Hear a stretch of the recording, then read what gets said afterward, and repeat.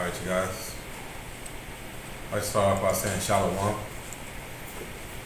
All praises to the Most High, Ahaya. Tonight's lesson, I know the last couple of weeks we've been doing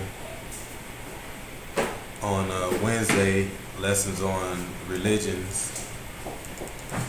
We'll get back to the religions next Wednesday. But tonight's lesson will be called Cremation,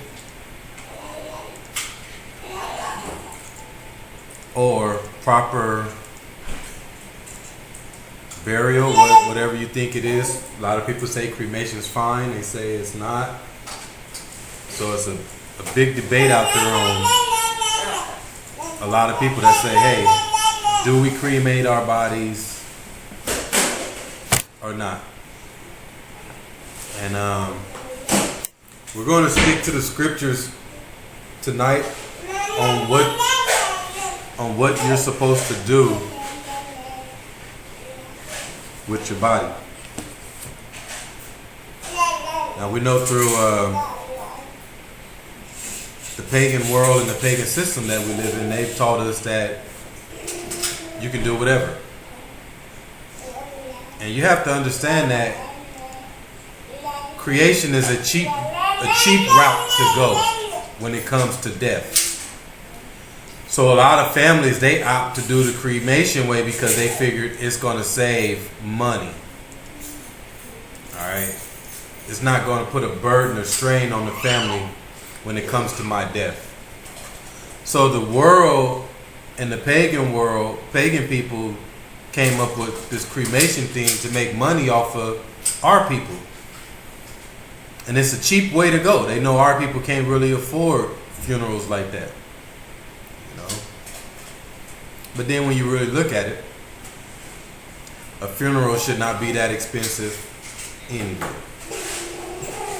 People should not be struggling to pay for a loved one's proper burial. So they've made the funerals now are so expensive. You're paying about $5,000 to $7,000, maybe even more for a funeral. Who can pay that? Who can pay that on the spot if someone dies? Like, for real though. It's not even realistic no more how they've done us and how they've duped us through the system to continue to always pay out. Alright? So with that in mind, we'll go ahead and get started. Let's go to Isaiah. Isaiah chapter 55 verse 7. So tonight we're going to start off in Isaiah chapter 55 verse 7. And like I said, we're going to stick to the scripts. So many people, they start talking about things, especially high octane topics. This is a high octane topic. So when people start talking about things, they get away from the scripts. And then people, like I say, on a high octane topic, really get away from the scripts because then they want to start talking about what they've been taught and what they think. But tonight we're going to stick to all scripts. And then at the end of this lesson, if you still decide that cremation is right or wrong, then that's on you. But I'm going to give you the information on to where you'll be able to go one way with this. Alright, but we all know people pick and choose. Even after they hear the correct information, they still do what they think is right and what's best for their budget. Because like I say, the government and the pagan world has come up with this method right here to lessen the strain on your budget. Isaiah 55 and 7. Go ahead. We're in the book of Isaiah, chapter 55, verse 7. And it reads, "Let the wicked forsake his way, and the unrighteous man his thoughts, and let him return unto the Most High, and he will have mercy upon him, and to our power, for he will abundantly pardon. So Isaiah 55:7 says, let the wicked forsake his way, and the unrighteous man his thoughts, and let him return unto the Most High. So it says, return unto the Most High. We have been taught wicked ways. We have been taught wicked thoughts, unrighteous thoughts. In this world, growing up, from a little kid, you were taught by your parents, and you went to schools. Your parents didn't have the right thoughts. They didn't have the right way, so they taught you the wicked ways of this world. It says return from those. Verse 8. We're in the book of Isaiah, chapter 57, verse 8, 55, verse 8. And it reads, for my thoughts are not your thoughts, neither are your ways my ways, saith the Most High. Most High said the way y'all think out there don't have nothing to do with the way I think up here in heaven. And those ways that you have learned to follow are not my ways. So people, it's time to pull away from these ways. They taught us certain things to do. The Most High said those are not my ways, and the way you think is not my thoughts. And like I say, they have taught us that these things that we do is correct and is right. So just because you've been taught that cremating the body is a cheap way to go and is correct, that's why tonight's lesson is called cremation. And so if you've been taught that that's right, it's okay to wake up and pull yourself away from that thought and start walking after the thoughts of the Most High. Verse 9, and tonight we're going to break it down on his thoughts and what his thoughts is on this high octane topic. Go ahead. Verse 9, for as the heavens are higher than the earth, so are my ways higher than your ways, and my thoughts than your thoughts. It says the heaven is way higher than the earth. It's on a whole nother level. So therefore, his thoughts are way higher than ours, and his ways are way higher than ours. So now, let's start from the beginning. Okay? So if someone was to die, let's start step one. What are we to do? Let's go to Deuteronomy 21 and 22. And I'm telling y'all this. If something was to happen to me tomorrow, tonight, next week, this is what I need from y'all. Don't play that game with my soul. Don't play that game when family members be like, well, we need to do this now. Ed said to do what we're about to read right here in Deuteronomy 21. This is what I need from y'all. Deuteronomy chapter 21 verse 22. Chapter 21 verse 22. Go ahead. We're in the book of Deuteronomy, chapter 21, verse 22, and it reads, and if a man have committed a sin worthy of death, and he be to be put to death, and thou hang him on a tree, verse 23, his body shall not remain all night upon the tree, but thou shalt in any wise bury him that day. In any wise. Any wise means, so if you have some wisdom on this, in any wise, he needs to be buried that day. Go ahead. Continuing in verse 23, and it says, for he is that is hanged is accursed of a hire, that thy land be not defiled, which the Most High thy power giveth thee for an inheritance. So it says, the body dies. Someone dies, they are to be buried that day. So like I said, I ask from you guys here, if I go before you, you bury me that day. I don't care what my mom or what my family members try to say. They say, well, no, we're going to hold his body for a week for a funeral so all his loved ones can come. No. Y'all bury me that day, and then y'all can have a service or something, or get together with family members that decide to come a week later. All right? So that's step one. Step one, someone dies, They are to be buried that day. Not to let the body sit around for a week and decay and become rotten. It's a reason why the Most High says bury the body that day. Body is still fresh. After a week, your body don't even look like you no more. And they pumping it with, what's it called? Embalming fluid. Yeah. And all these other things that they're doing to your body, experiment. That's what they're doing. They got your body for a week and they got all these little experiments on and things that is no longer pure. Follow me on this. The body sits around for a week and is no longer fresh and pure for the day of resurrection. It's now a decayed body. So that's why he says bury him the same day. Alright, so after it's buried on the same day, what's next? Step 2, Genesis 50 and 24. So that's step 1. Bury him. Don't get caught up into the whole money-making system of America where they say, we're going to keep this body around for a week. So now you got to pay all these funeral expenses. We just held the body in the morgue for over a week. You got to pay for a hearse to transport the body. So it becomes an expense, a major expense. And the people that's gaining on it is the government. Genesis 50 and 24. Go ahead. We're in the book of Genesis, chapter 50, verse 24.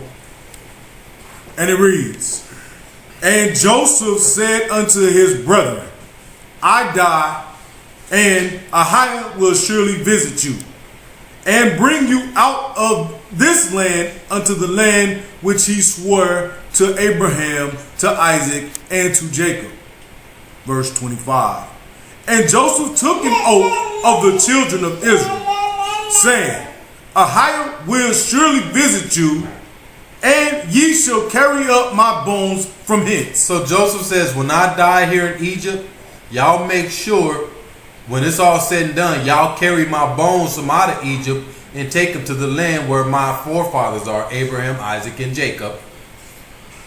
Verse 26. Verse 26. We're in the book of Genesis, chapter 50, verse 26. And it reads, So Joseph died, being 110 years old, and they embalmed him, and he was put in a coffin in Egypt. He was put in a coffin. That's step 2.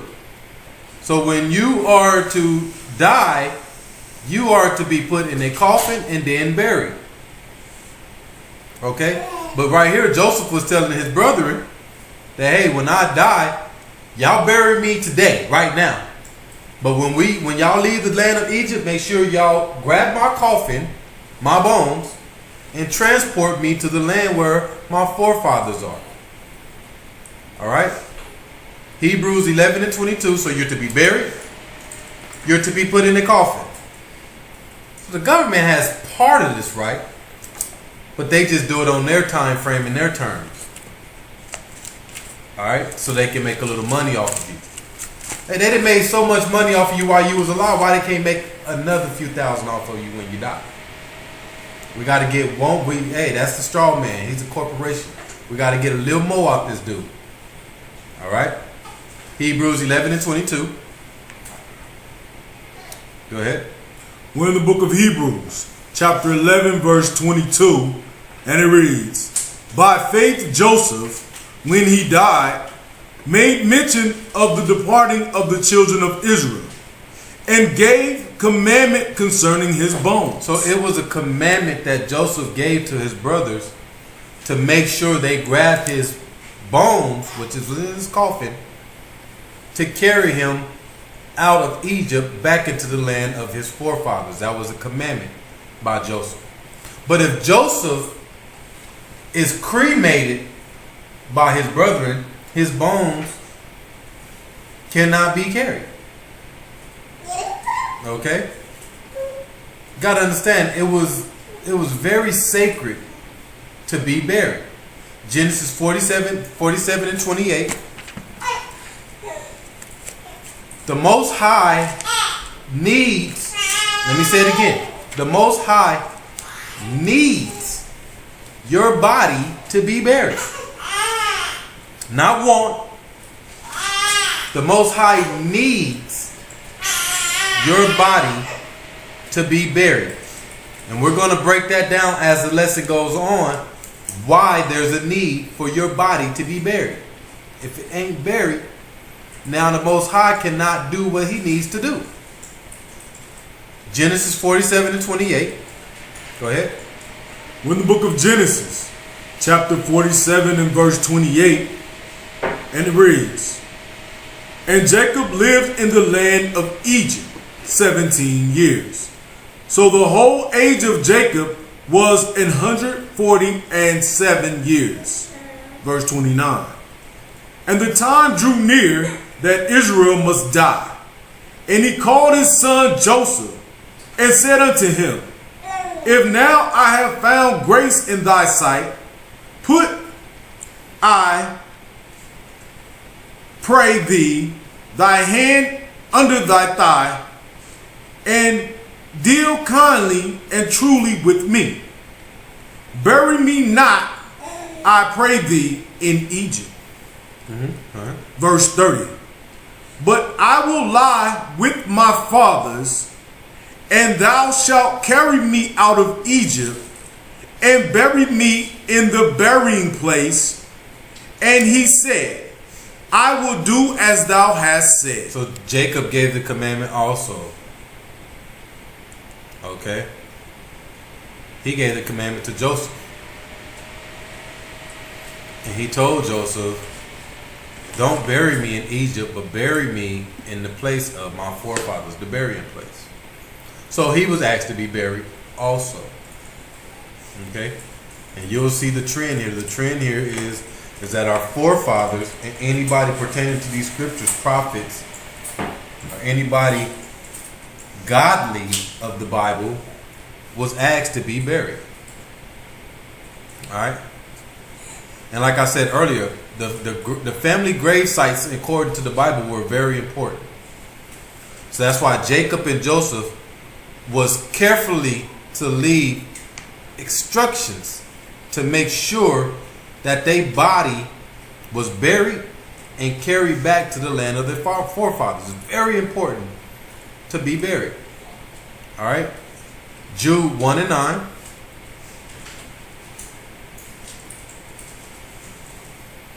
We'll go to Jude 1 and 9. And like I said earlier at the beginning of the lesson, I know it's a topic in a lot of houses and homes where people say, hey, well, maybe I'll just get cremated. It'll save a lot of stress and burden for the family, to where the family don't have to worry about paying $7,000 to $10,000 for my funeral. Use that money for something else. And then you even got now where they teach in certain religions and things to where cremate the body. Now put it in the vase in your living room to where now the loved one can be with you at all times. It's sacred. The ashes of the body is now right there. You can take it wherever you want to go. Your mom died, okay, you move, you take her ashes with you. You got brothers and sisters that are fighting over the remains and the ashes of parents and stuff like that. It's become crazy. They've gotten really crazy with it. Jude 1 and 9, go ahead. We're in the book of Jude, chapter 1, verse 9, and it reads, Yet Michael the archangel, when contending with the devil, he disputed about the body of Moses, durst not bring against him a railing accusation, but said, The Most High rebuked thee. So when Michael the archangel was arguing back and forth with Satan, they were disputing about the body of Moses. The body of Moses. Not the remains, not the ashes of Moses. The body of Moses. Verse 10. In the book of Jude, chapter 1 and verse 10, and it reads, "But these speak evil of those things which they know not, but what they know naturally, as brute beasts, in those things they corrupt themselves." So people have been corrupted in the things which they know naturally. We've been naturally taught from the beginning that it's okay to do certain things. So you've been corrupted. All right? The Most High says the bodies, whether they're dead or alive, the bodies belong to the Most High Ahaya. All right? So living right now, your body belongs to the Most High. When you die, your body belongs to the Most High. All right? So that's why the body is important. Go to 1 Corinthians 6 and 15. Whether you live, you're living, or whether you're dead, your body belongs to Ahaya Ashar Ahaya. And 1 Corinthians chapter 6 tells us that your body belongs to him. Starting verse 15. We're in the book of 1 Corinthians, chapter 6, verse 15, and it reads, "Know ye not that your bodies are the members of the Messiah? Shall I take the members of the Messiah and make them the members of an harlot? Ahaya forbid." Know ye not that your bodies are the members of the Messiah? So your body is the members of the Messiah. Verse 16. Verse 16. "What? Know ye not that he which is joined to an harlot is one body? For two, save he, shall be one flesh." Verse 17. "But he that is joined unto the Most High is one spirit." Verse 18. "Flee fornication. Every sin that a man doeth is without the body. But he that committeth fornication sinneth against his own body." Verse 19. "What? Know ye not that your body is the temple of the Holy Spirit which is in you, which ye have of Ahia, and ye are not your own?" So that is not your body. That is not your body to be making these type of decisions, to cremate. Starts off in verse 15, it says, "Know ye not that your bodies are members of the Messiah?" And then in verse 19 it says, "Know ye not that your body is the temple of the Holy Spirit, which is in you?" And it is not your body. These are Ahaya's bodies. So you just can't be going around and doing whatever you want with them. All right? It's like you renting an apartment. And they got a 6-month lease. And you get to month number 5 with 2 days left. And you trash the apartment, put holes in every wall, scrape up the floors, break off the cabinet doors. And when the owner of the apartment come in, he gonna be like, "What? Hey man, hold on, time out. You're gonna be judged." He's gonna judge you, might even take you to court. There's gonna be some problems. So the same thing with Ahia. This is his body. So come judgment day, he's going to judge how you treated that body and what you did to it. Okay? So if you cremate it, that's instant judgment. Because you just did something to the body that the Most High did not approve of. Alright? It's already bad that we corrupted ourselves. Just like Jude 1 and 10 says, we corrupted ourselves by living in this world. Majority of us have put tattoos all over our bodies, which is not our body. So we've already defiled the body in that way. So now we got to do things and work hard to get back right with the Most High just off of doing that. A lot of us put the wrong type of food and substance in our bodies. A lot of people smoke. This is not your body to be doing that to. Smoking, damaging your body. You're drinking every night, every other night, damaging your body. You have to start taking care of that body as if the Most High is watching you right now, here sitting next to you and telling you what to do. A lot of you don't even care how your body look. We've gotten out of shape. You're supposed to take care of the temple to where the temple is in order. That's all the way from head to toe. Being in shape, being on the correct diet, and looking good. All right, verse 20. We're in the book of 1 Corinthians, chapter 6, verse 20, and it reads, "For ye are bought with a price. Therefore glorify Ahiah in your body." Glorify Ahiah in your body. So how do you glorify Ahiah in your body? By taking care of it. That's how you glorify Ahiah in your body, by taking care of it. So if you take care of the body, don't let it get out of shape. Stop doing stupid stuff to it. Now you glorifying Ahiah by showing him through your body. And what?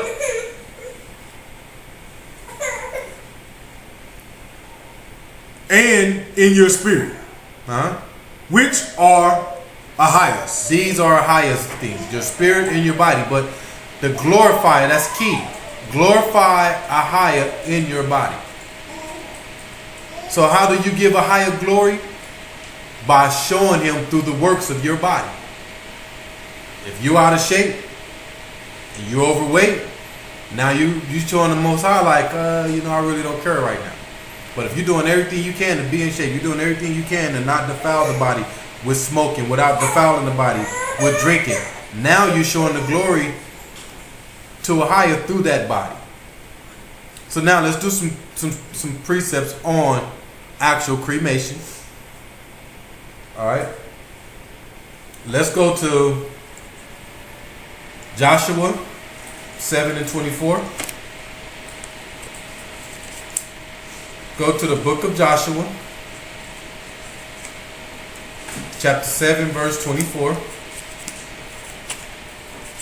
Now we're going to do actual precepts on cremation.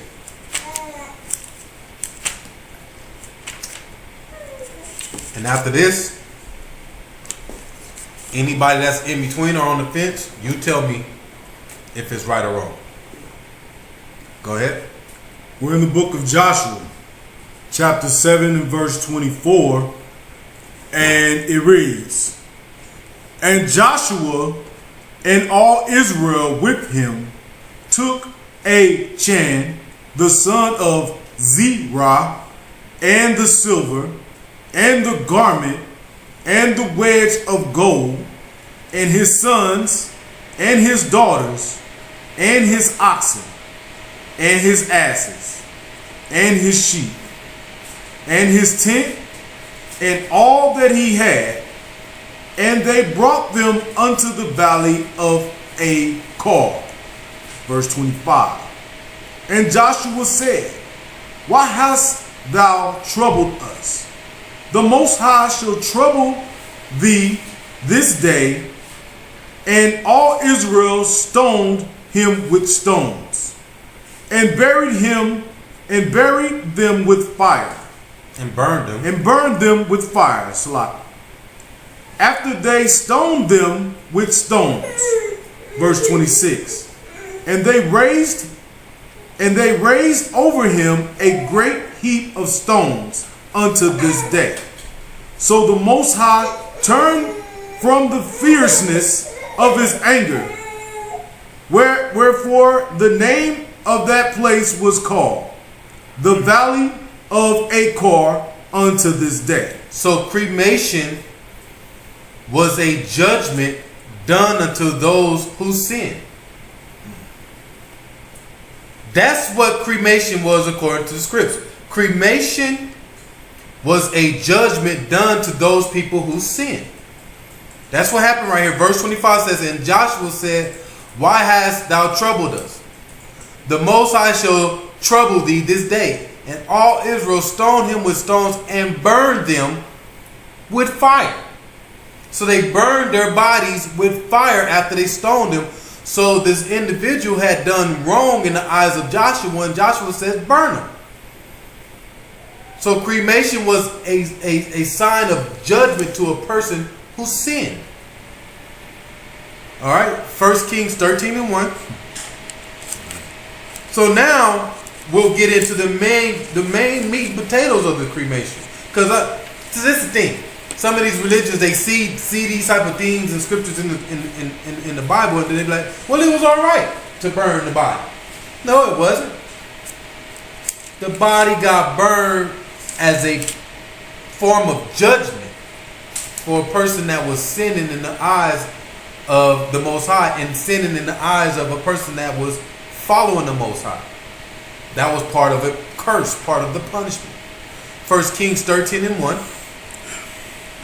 Go ahead. We're in the book of 1 Kings, chapter 13, verse 1, and it reads, and behold, there came a man of Ahiah out of Judah by the word of the Most High unto Bethel. And Jeroboam stood by the altar to burn incense. Verse 2. And he cried against the altar in the word of the Most High, and said, O altar, altar, thus saith the Most High, behold, a child shall be born unto the house of David, Josiah by name. And upon thee shall he offer the priest of the high places that burn incense upon thee. And the man's bones shall be burnt upon thee. Verse 3.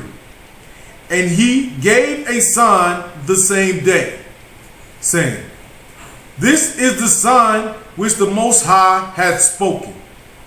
Behold, the altar shall be rent, and the ashes that are upon it shall be poured out. Verse 4. And it came to pass, when King Jeroboam heard the saying of the man of Ahiah, which had cried against the altar in Bethel, that he put forth his hand from the altar, saying, lay hold of him, and his hand, which he put forth against him, dried up, so that he could not pull it in again to him. Verse 5. The altar also was rent, and the ashes poured out from the altar, according to the sign which the man of Ahiah had given by the word of the Most High. So not only was an individual a priest, it could be a priest, anybody that was worshiping other gods, if they were sinning, they were to be burned and cremated, and their altar was to be burned and poured as ashes. That's why verse 4 says, at the end of verse 4 it says, lay hold of him, on him, and his hand, which he put forth against him, dried up, so that he could not pull it in again to him. It's talking about the altar. Verse 5, the altar also was rent, and the ashes poured out from the altar. So the altar was also burned up. So not only was the individual that sinned was burned up, the altar that he was doing all his sin work at and worshiping all these other gods, it was burned up. So the images, the priests or whoever, the altar, all of it was burned up. So if they had images behind them, statues, everything was burned up, cremated into ashes. All right. 2 Chronicles 34:4. So people practice false worship. And when they practice false worship, they did it at a fake altar. So the king of Ahiah at that time would go in and say, burn him up, burn his altar up, and burn his idols up. Burn them all up. Get rid of all that stuff. Okay? 2 Chronicles 34:3. Go ahead. We're in the book of 2 Chronicles, chapter 34, verse 3, and it reads, For in the 8th year of his reign, while he was yet young, he began to seek after Ahiah of David, his father. And in the 12th year, he began to purge Judah and Jerusalem from their high places, and the groves, and the carved images, and the molten images. So let's break down the word purge there. All right, let me get to it real fast. Let's see what the word purge means there.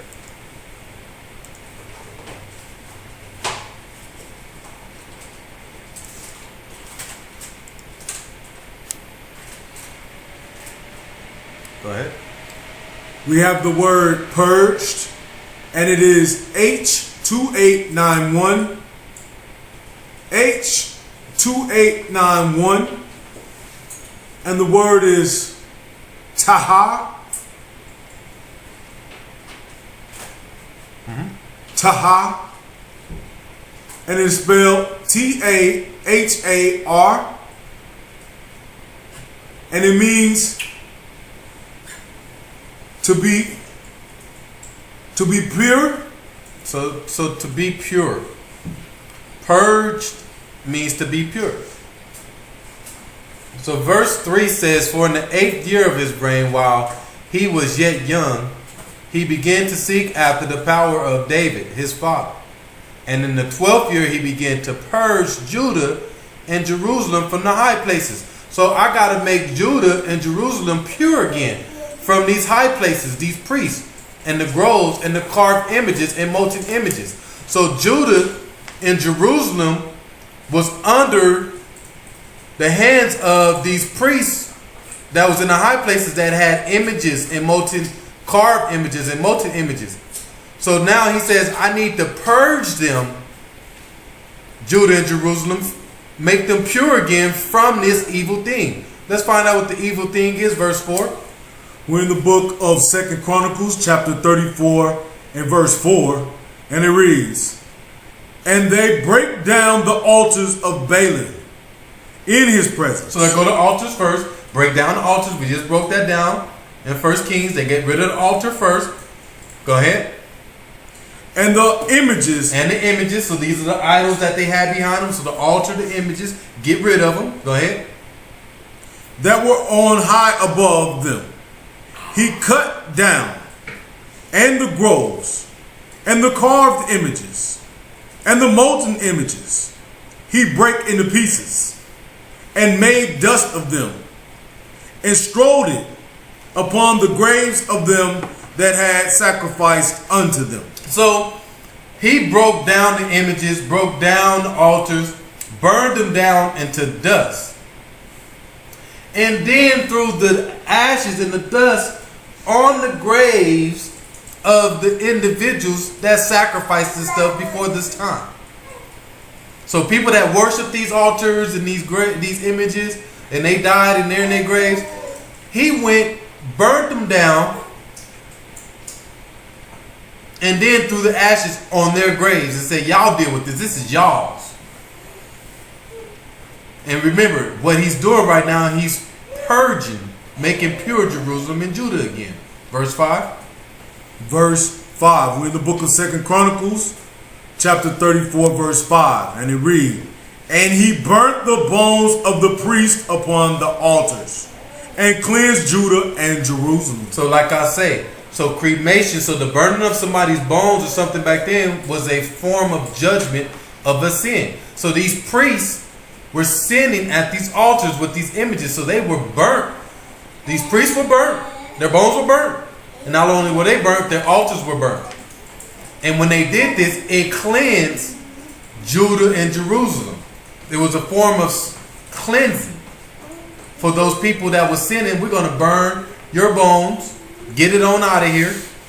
We're going to burn your altar. Get them on out of here. Get your images. We're going to burn it on out of here. Because as long as it's whole and it's here, It's been so much sacrifice made to these images, and as long as it's here on the earth, it's tainted. It's tainted. So now that so much was sacrificed to the individual, we have to burn it up, get rid of it to make the land pure again. Does it make sense? 2 Kings 23 and 15. So this is why anything was being cremated or burned. It wasn't for you don't see none of these stories talking about something being burned here or being cremated in the form of some type of enjoyment. Everything that we've read so far that's being burnt in the form of cremation is because of a sin. Okay? 2 Kings 23 and 15. Go ahead. We're in the book of 2 Kings, chapter 23, verse 15, and it reads, Moreover, the altar that was at Bethel and the high place which Jeroboam, the son of Nebat, who made Israel to sin, had made, both that altar and the high place he brake down, and burned the high place, and stamped it small to powder, and burned it the grove. So same with this story. They start off with what? The altar. Get rid of the altar first. Burn it down. Then we'll get to the priest that's standing behind the altar. But burn the altar down first to powder. Alright? And then we burn the groves. Verse 16. Verse 16. And as Josiah turned himself, he spied the speculars that were there in the mount, and sent and took the bones out of the sepulchres, and burned them upon the altar, and polluted it, according to the word of the Most High, which the man of power proclaimed, who proclaimed these words. Okay. So the same thing with the statues and everything. Those things were burnt down also. But remember, why is this stuff being burned down? Verse 15 says, these individuals made Israel sin. They made Israel sin by worshiping these statues and these priests that are standing behind altars. So now it's time to judge them and burn them out of here. Verse 17. Verse 17. We're in the book of 2 Kings, chapter 23, verse 17. And it reads, Then he said, What title is that I see? And the man of the city told him, It was the sepulchre of the man of Ahiah, which came from Judah, and proclaimed these things that thou hast done against the altar of Bethel. Verse 18. And he said, Let him alone. Huh? Let him alone. So verse 17 says, now we have a statue. He said, hey, what title is that I see? What is that? And then they say, hey, that statue there is of a man of the Most High. And Josiah said, well, all right, well, let him alone. We're not going to burn him down then. Leave him alone. But all these other guys, they got to be burned up out of here. Read 18 again. We're in the book of 2 Kings, chapter 23, verse 18, and it reads, And he said, Let him alone. Let no man move his bones. That man that is of Ahiah, don't touch him. Don't touch his bones. Let him alone. Go ahead. So they let his bones alone, with the bones of the prophet that came out of Samaria. Verse 19. And all the houses also of the high places that were in the cities of Samaria, which the kings of Israel had made to provoke the Most High to anger, Josiah took away, and did to them according to all the acts that he had done in Bethel. What were the acts that he done in Bethel? Read them. Verse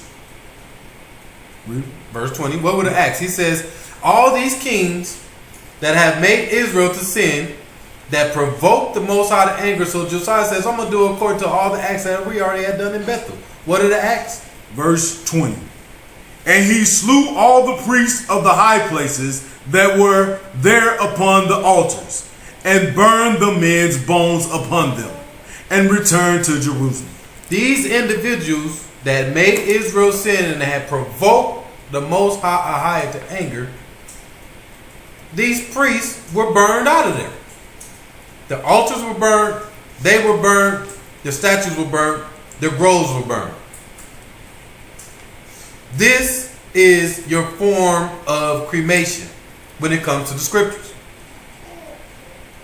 And everything we've read so far that's had anything to do with the burning of a body or the bones was someone who was sinning against the Most High. Amos 2:1. So like I said, the altar itself was burned in judgment. Okay? Along with the false worshipers and the false prophets. But anytime you came across a statue of a man of the Most High, you're to leave that statue alone. Alright? Amos 2:1. I mean, if you're watching this and you believe in, if you have questions about cremation, hopefully by now, you starting to lean the right way. But if you don't, we got some more for you. Go ahead. We're in the book of Amos, chapter 2, verse 1, and it reads, Thus say the Most High, for three transgressions of Moab, and for 4, I will not turn away the punishment thereof, because he burned the bones of the king of Edom into lime. So it says, the Most High says, I have 3 transgressions of Moab, and for 4, I will not turn away the punishment thereof. What are the 3 transgressions? Because they burned the bones of the kings of Edom into lime. So these people did this as a form of worship. So like these religions nowadays, like we were talking about the Catholic religion last week, they do it just because. They wasn't doing it because Edom was sinning. No, Moab was burning the bones and cremating these people because it was a form of memorial, a form of sacred things, sacred items. I'm going to cremate my cousin and keep him around because it's sacred to me. It's a memorial. So the Most High says, I have 3 transgressions, Moab, because you guys were doing this. Alright? 1 Chronicles 10 and 8.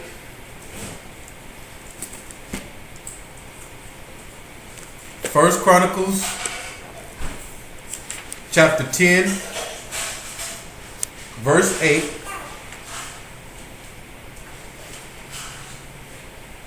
Go ahead. We're in the book of 1 Chronicles chapter 10 verse 8. And it reads, And they put his armor in the house of their gods, and fastened his head in the temple of Dagon. Verse 11. And when all Jabesh... Where you at? Did I say First Chronicles 10 and 8?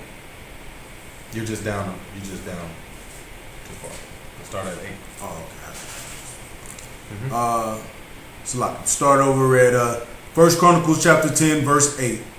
And it reads, And it came to pass on the morrow, when the Philistines came to strip the slain, that they found Saul and his sons fallen in Mount Gilboa. So we all know that Saul, his war was against the Philistines, correct? All right. You remember Goliath?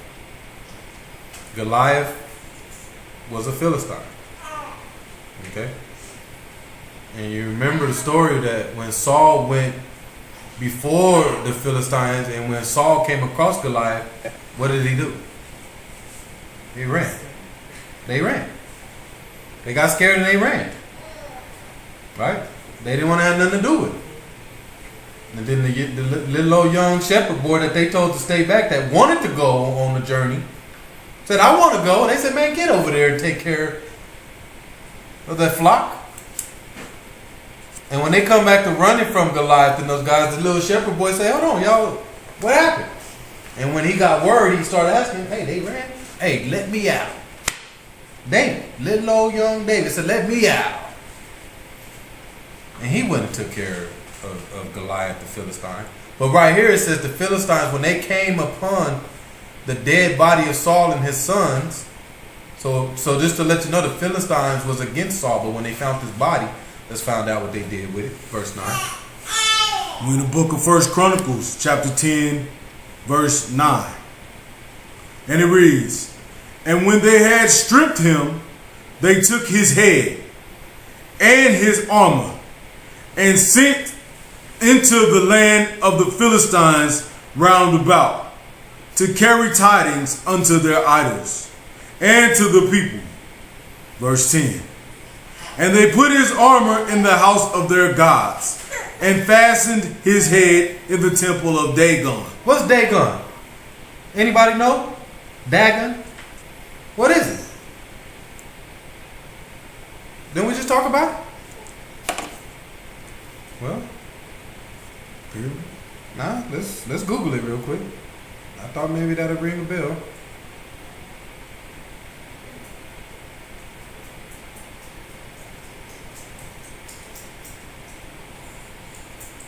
Oh, yeah. Is it the fish god? Fish god. Who worships? Who does things in honor of the fish gods? Catholics. The Catholic Pope. Didn't we just break that down last week? The hat that he wear is the Dagon fish god hat. Read it again, verse 10. So Dagon is the fish god that we broke down according to the Pope. When the Pope wears that hat that looks like fish lips, is a hat that they used to wear back in the pagan days, which was in honor to Dagon, the fish god. Read verse 10. We're in the book of 1 Chronicles, chapter 10, verse 10. And it reads, and they put his armor in the house of their gods and fastened his head in the temple of Dagon. So this is the Pope and these guys is right on track with this pagan stuff. So when they found Saul, they put his armor in the house of their gods, the Philistines, and they fastened his head in the temple of Dagon. Go ahead. Verse 11. And when all the Jabash Gilead heard all the Philistines had done to Saul, verse 12, they rose, all the valiant men, and took away the body of Saul and the body of his sons, and brought them to Jabash, and buried their bones under the oak in Jabash, and fasted 7 days. All right. So it tells you when Jabash Gilead, these guys have heard what the Philistines have done, they went and they took away the body of Saul and the bodies of his son and brought to Jabash and buried their bones. All right. They took, because they heard that the Philistines had took Saul's body and was honoring his body to their gods. So then they took Saul's body, burned the body, but then buried the bones. All right? Because now it was considered a desecrated body. All right? Break down the word desecrated. We have the word desecrated, and it means diverted from a sacred purpose or appropriation. So desecrated, a desecrated body. So a desecrated body, like I said, Saul's body had become a desecrated body because the Philistines were using it for the purposes of their gods. But then when these other men from Jezbeth Gilead found his body, they said, well, we're going to go give Saul a proper burial, basically. We're going to burn his body, but then we're going to bury his bones. All right. And desecrated is diverted from a sacred purpose of appropriation. Break down appropriation. We have the word appropriation, and it means special use or purpose. All right. So appropriation is special use or purpose, and diverted means turn aside. So diverted means turn aside, and appropriation means special use or purpose. So these guys realized that they had to turn Saul's body away from what it was being, the purpose that the Philistines was using it for. Philistines were using it for the purpose of their gods. All right, so they came and took Saul's body and burned it, but then buried the bones. But this still ain't no form of cremation. His body was now considered desecrated. So this is what they had to do. It was no longer, his body was no longer any good, even though Saul is from the 12 tribes of Israel. But since his body had been taken and being used in the form of worship of these pagan gods, they took it, burned his body, but then buried his bones. They didn't burn it all out. See, cremation, they burned the whole body and the bones, right? To ashes. So Saul, they just burned the body because it was now used for the purpose of wrongdoing.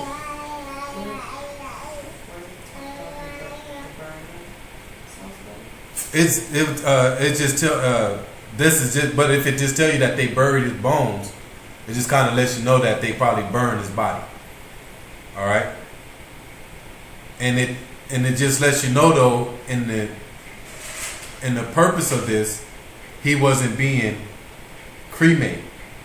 All right. Let's go to John 11 and 40.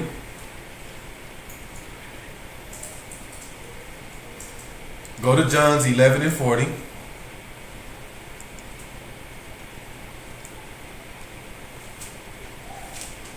All right, go ahead. We're in the book of St. John, chapter 11, verse 40, and it reads, Messiah said unto her, Said I not unto thee, that if thou wouldest believe, thou shouldest see the glory of Ahia. So the Messiah said to this lady, if thou wouldest believe, thou shouldest see the glory of Ahia. So how can we see the glory of Ahia? Verse 41. Verse 41. Then they took away the stone from the place where the dead was laid. And Yeshua lifted his eyes and said, Father, I thank thee that thou hast heard me. So remember, we're trying to see what the glory of Ahia is. How can we see it? Verse 42. Verse 42. We're in the book of St. John, chapter 11, verse 42. And it reads, And I knew that thou heardest me always, but because of the people which stand by I said it, that they may believe that thou hast sent me. Verse 43. And when he thus had spoken, he cried with a loud voice, Lazarus, come forth. Verse 44. And he that was dead came forth, bound hand and foot with grave clothes, and his face was bound about with a napkin. Yeshua said unto them, Loose him and let him go. So right here is the story where we all know Lazarus that died. Right here, the Messiah, all right, starts off in verse 40 and says, Thou shouldest see the glory of the Most High. What's the glory? He rose Lazarus and brought him forth to the people. But the only way he can raise Lazarus is Lazarus' body is there, right? So he can't raise Lazarus to show the glory of the Most High to these people if there's no body. So you need your body to be resurrected. So the same with us. When in the day when we get resurrected, you're going to need that body. But if you get cremated, how can your body be rose for resurrection? All right. And back to what you were saying, I didn't mean to rush off. We just got little time, but with Saul, all the other stories we read, it says, and their bodies were buried, right? Right here, it just lets you know that they buried Saul's bones. So in reality, when you think about it, if they just buried his bones, that lets you know that they probably burned the body because of what was being done to it. So they buried the bones, because it lets you know that the bodies and the sons were brought to these men, but then they only buried the bones. All right, so that's why I said. Go ahead. And the Philistines cut. They already had cut the head off, mutilated the body, and different things like that. So the body was already decayed. It was no good. So that's why they did what they did with the body. All right. So Lazarus,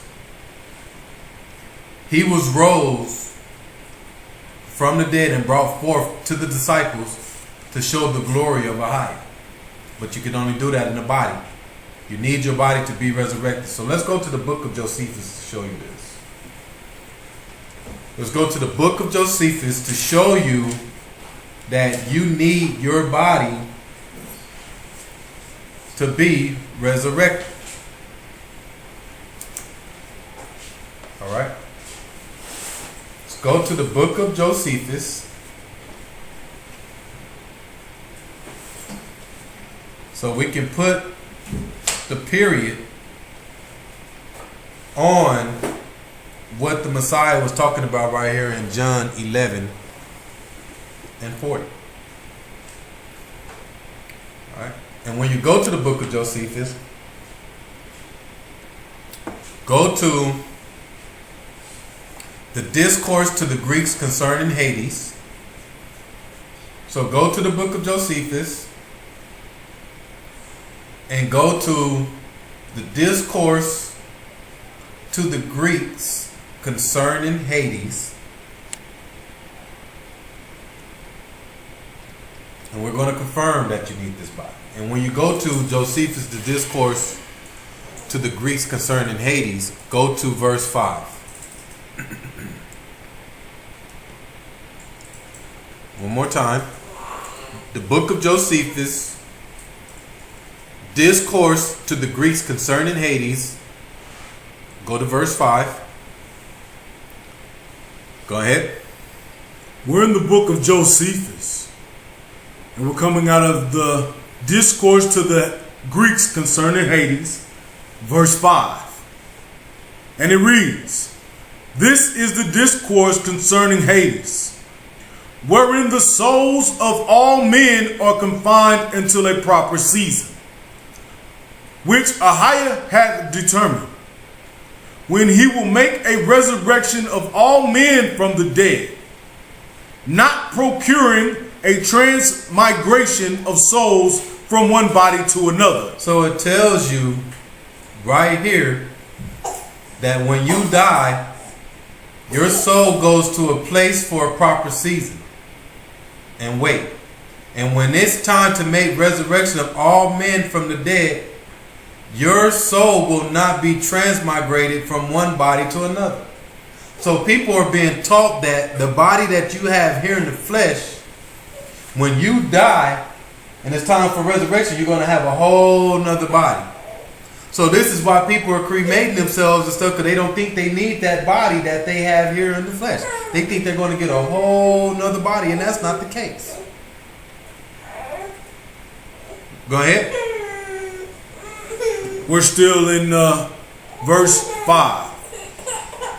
And it reads, "Not procuring a transmigration of souls from one body to another, but raising again those very bodies, which you Greeks seem to be dissolved, do not believe their resurrection." So people are following the theory of the Greeks. But it says, when he will make resurrection of all men from the dead, not procuring a transmigration of souls from one body to another, but raising again those very bodies. So how can you be raised in resurrection and you're sitting in someone's living room in a vase? You can't be. It's impossible to be raised in that same body when you've been cremated.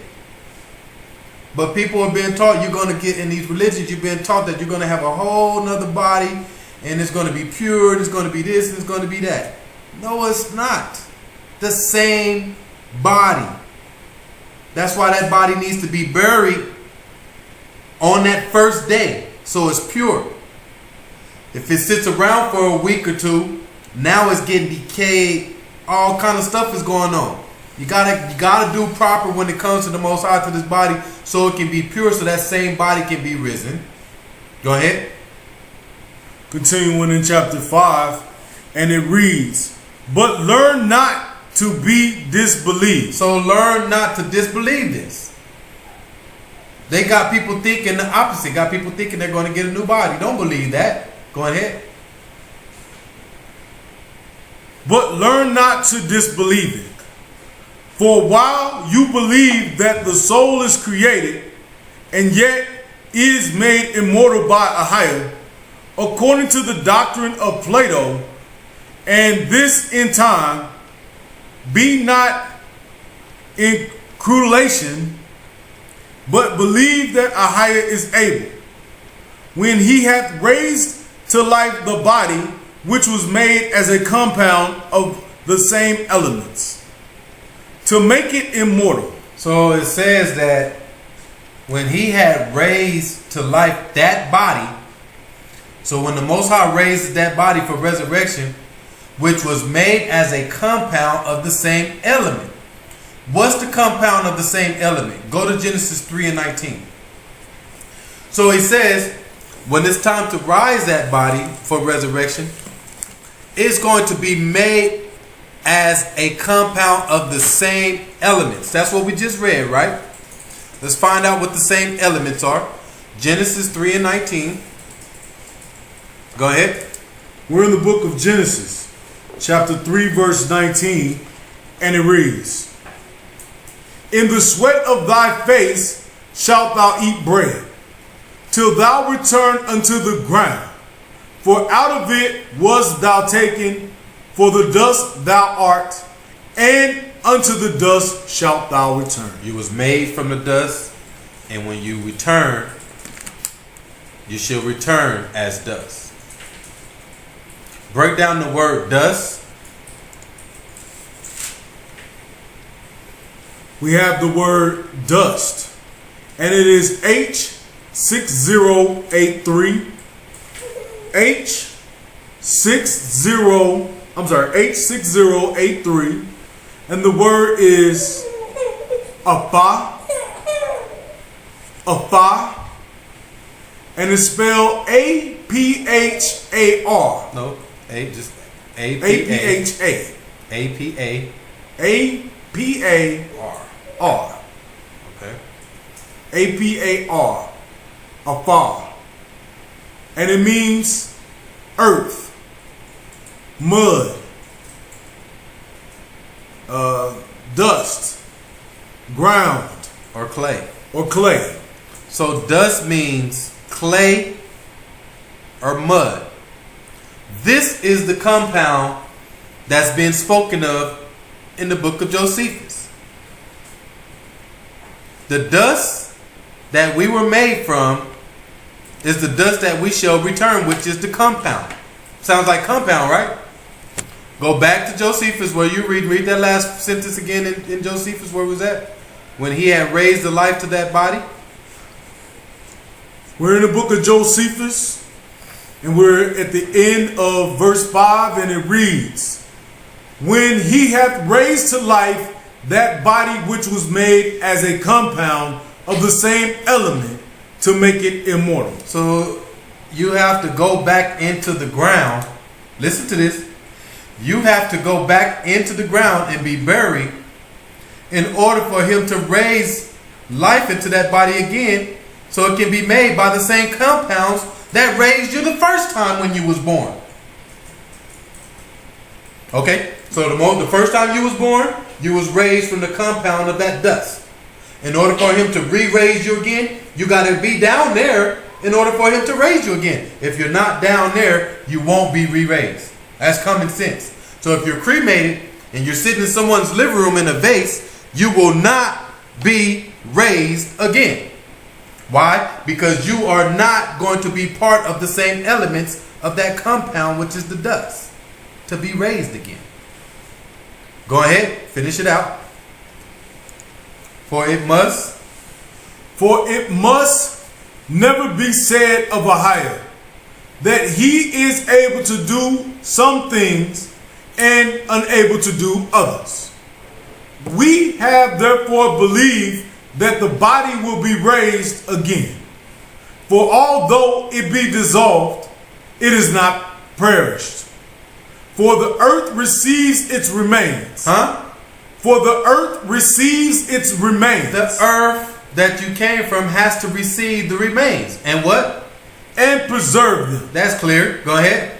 And while they are like seed and are mixed among more fruitful soil, they flourish.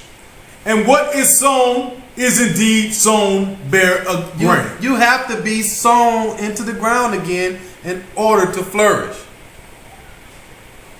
Go ahead.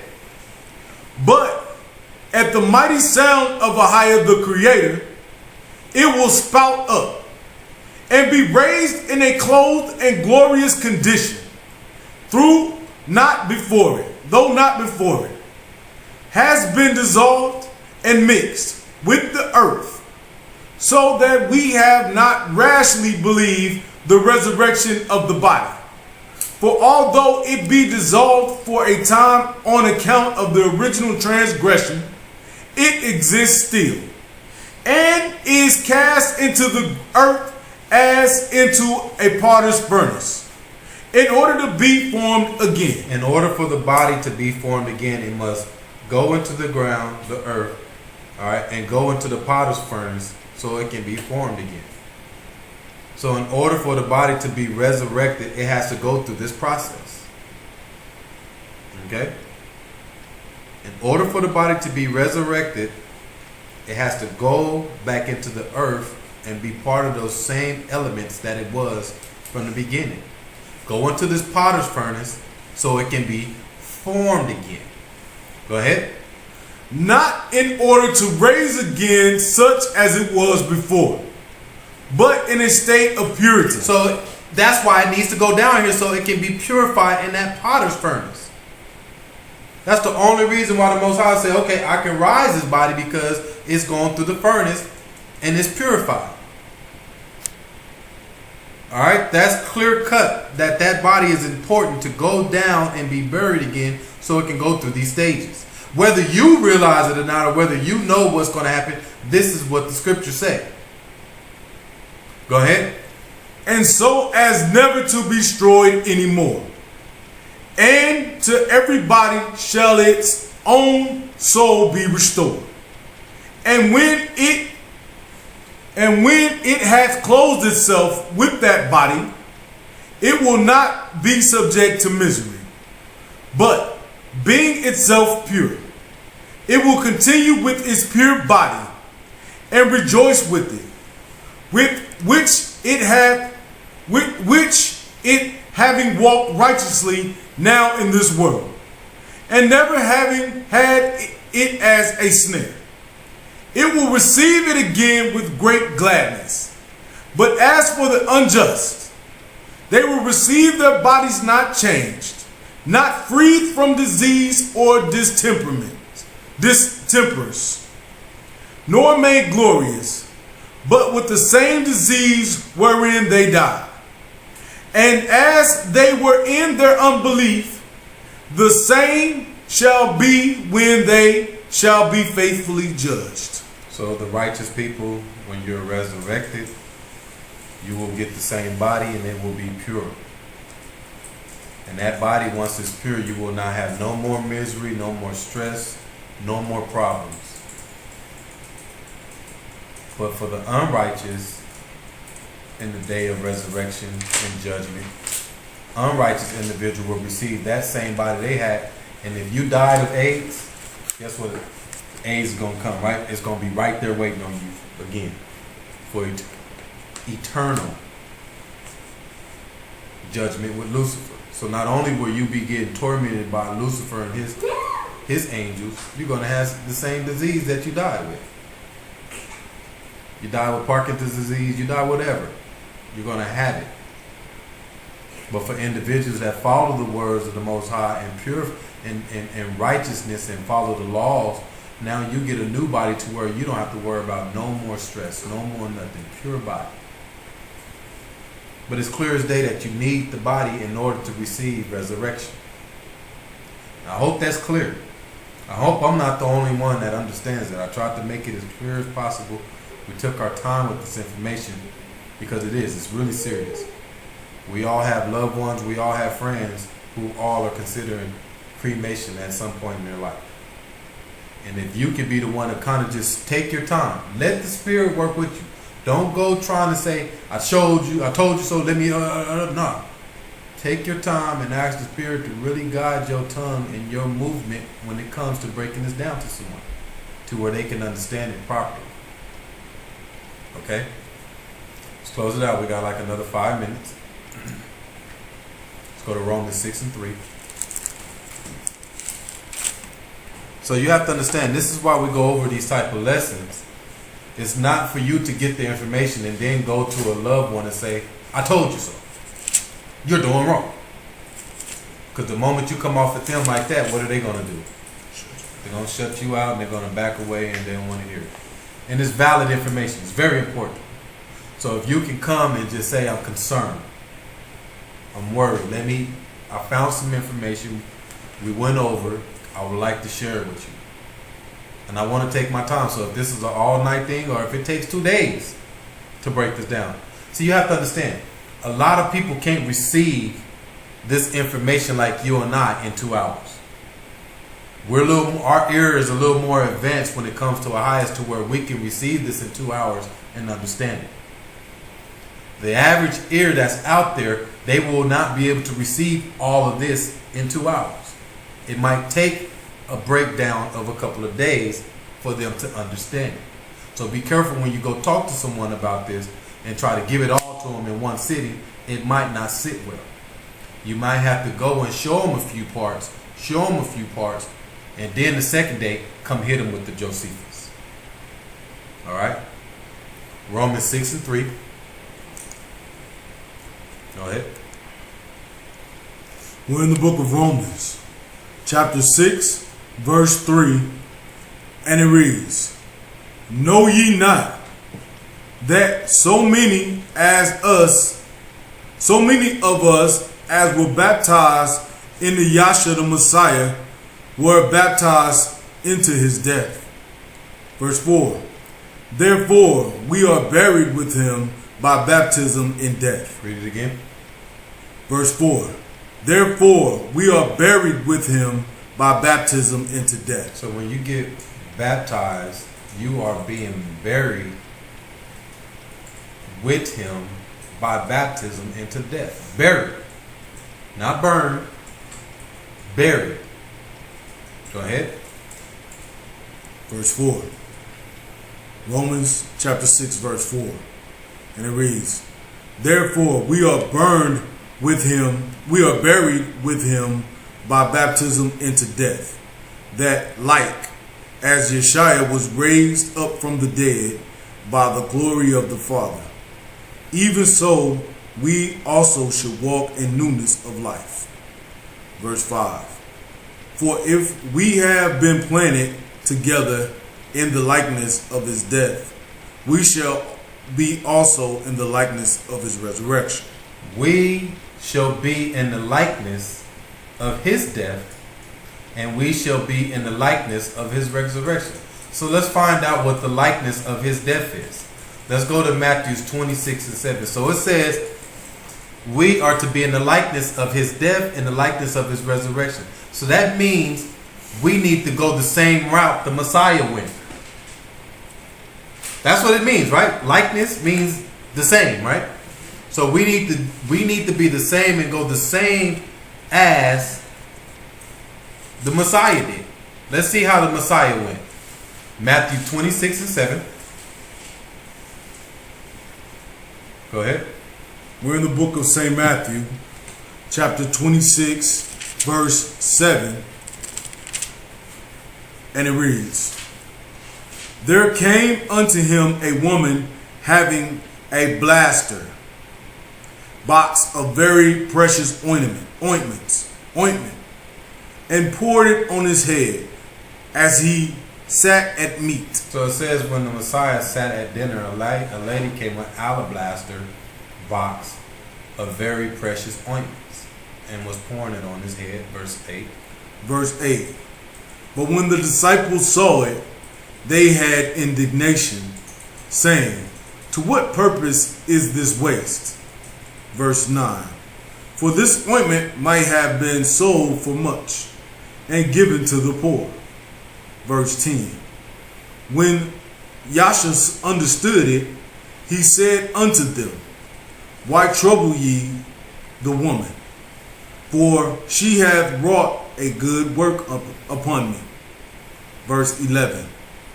For ye have the poor always with you, but me ye have not always. Verse 12.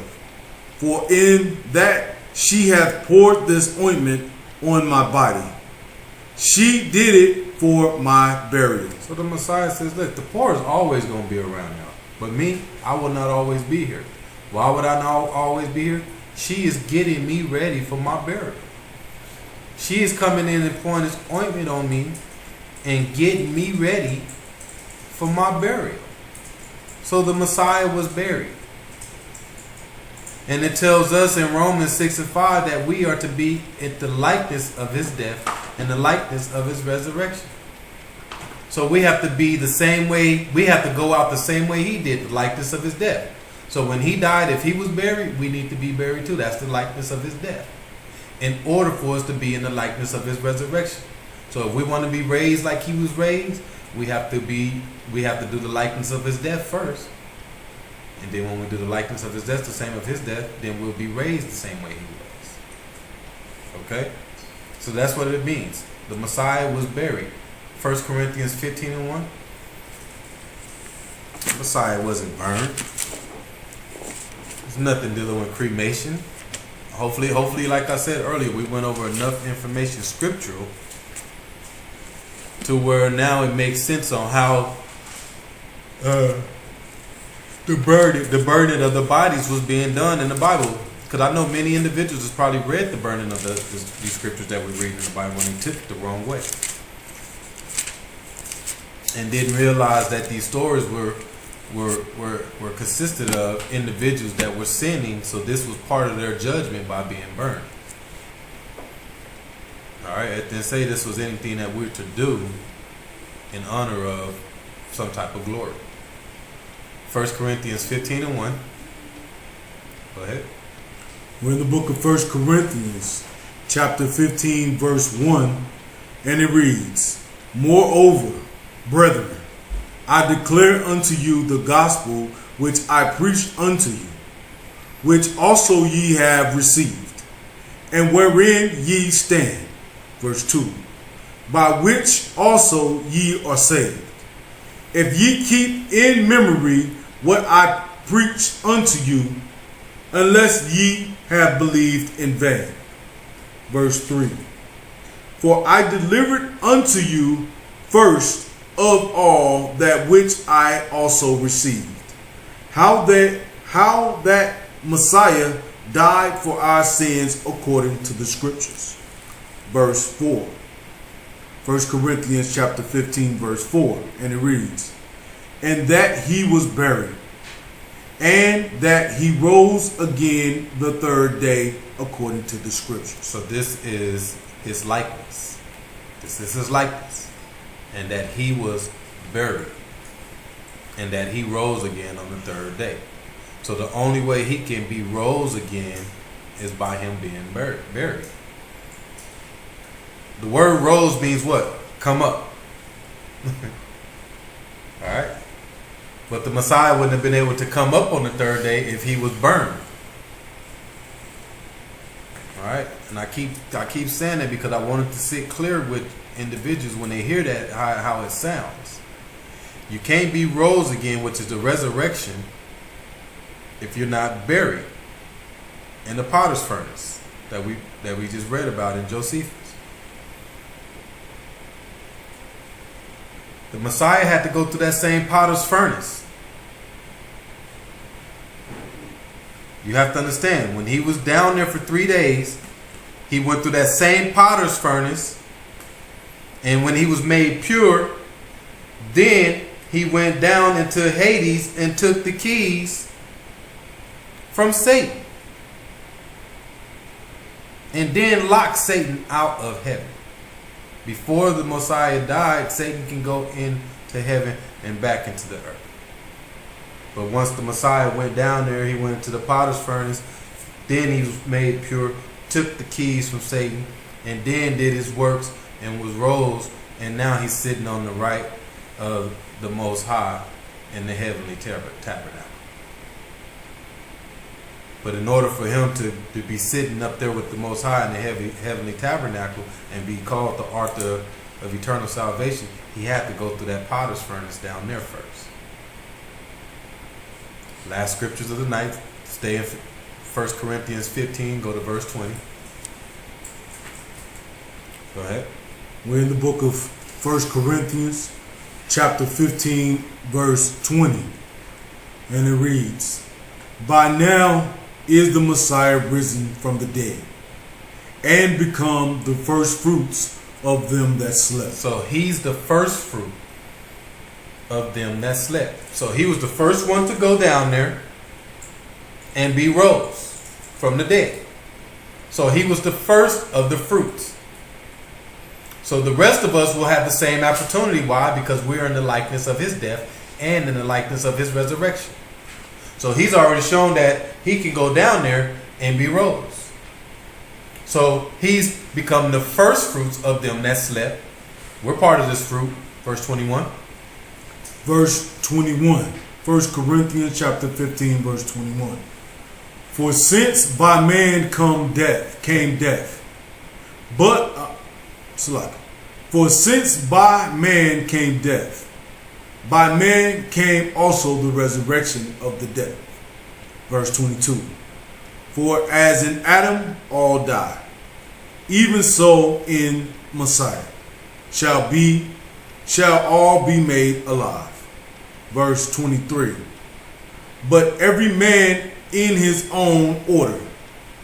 The Messiah first